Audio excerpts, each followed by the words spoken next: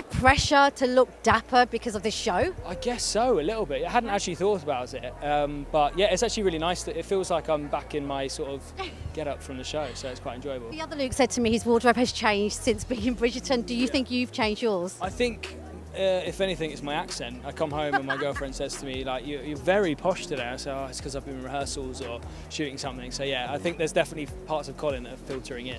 Last season I burned for you. Did you have a favourite from this season?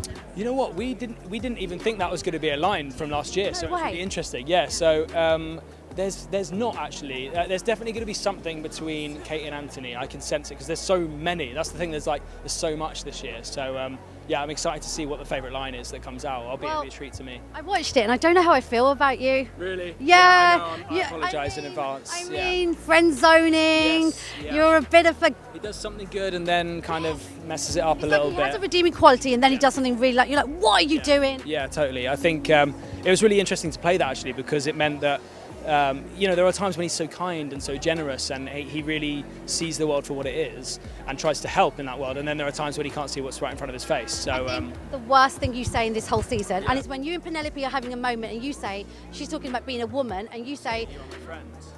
but you're not, you're Pen. Yes. You're my friend, and you just completely friend-zoned her and also said she wasn't a Felt woman. like a knife in the back, really. Yeah, it was actually difficult that day on set because I knew the impact that was going to have on that character, and I just knew it was kind of a turning point for their relationship moving forward. So yeah, I'm excited for fans to see it, but also kind of nervous as well at the same time at the response. But yeah, it's all in good fun. I think he's so much fun though, because he's really getting to explore so many different sides of him in this season. Absolutely. And I keep at the last episode I was like, oh my god, Yeah. season 3, Yes. Colin is about to take over. Yeah, absolutely. He's things are really ramping up for Colin, and he feels like he's kind of lacking a purpose and wants to become a man. So yeah, it was really nice to explore that and kind of work out where he goes next. He's really looking for the next passion project, I guess. And what is a red flag in a relationship for you?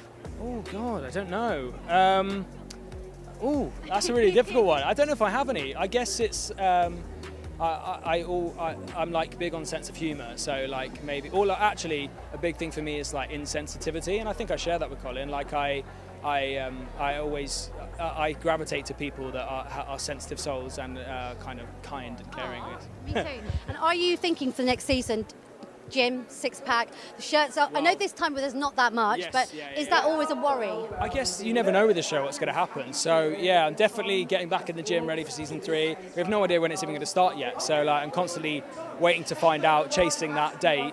But yeah, also we have no idea what's going to happen in the future. So I'm excited to see, and I'm sure I'll have plenty of notice, hopefully. You rock. I loved you in season 2. Thank you so much for the chat. Thank you.